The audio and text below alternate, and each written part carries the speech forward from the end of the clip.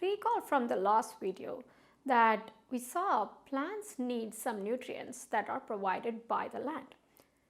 And we also saw that if we have to grow crops repeatedly over and over again in the same piece of land, we need a way to replenish these nutrients. So one such way that early humans replenished these nutrients was through cow dung. We had a question in the last video, how does cow dung actually help?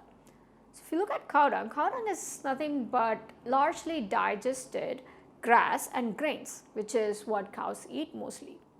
Now this cow dung is actually very rich in all three nutrients that plants need. It's rich in nitrogen, it's rich in potassium, and it's also rich in phosphorus. So that's how adding cow dung to the soil actually helped replenish all these nutrients that were required by the plants. So when the farmers had a small enough farm, it was okay. They were able to add cow dung and then help replenish nutrients.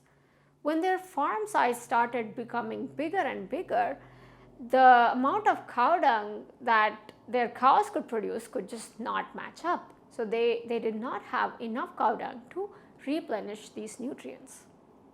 To deal with these problems, humans have tried to find ways in which they can create such similar nutrient-rich substances in a large scale and more quickly.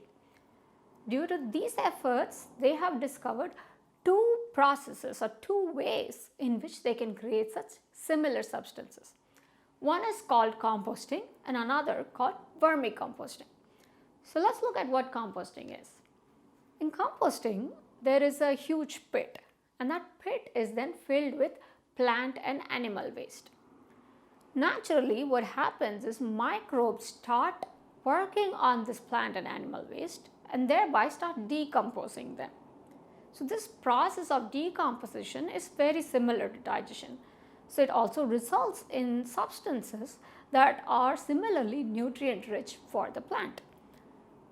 The composting pit is actually created in such a way that it creates optimum conditions to speed up this process.